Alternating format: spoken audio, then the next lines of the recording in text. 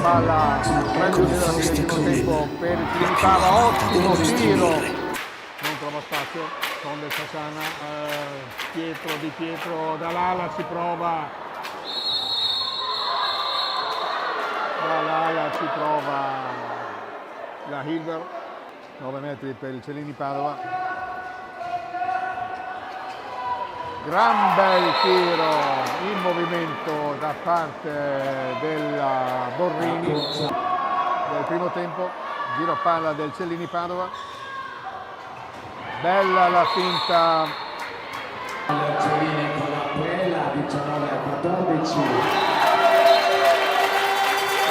Prela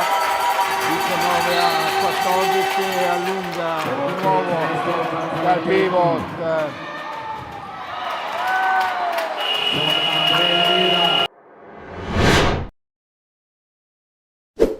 Brixen Südtirol, Bevelin, Hassan Sondes, ottima la parata.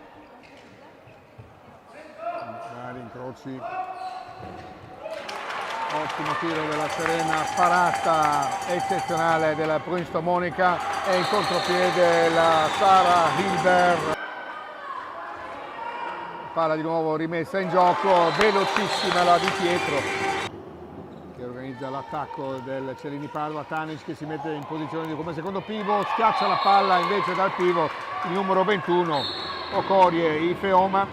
Primo gol a corte di distanze, 25-17, meno in difesa, tiro da parte di Gioga, perde palla, contropiede del Brixen con Ficolo, tira e para però.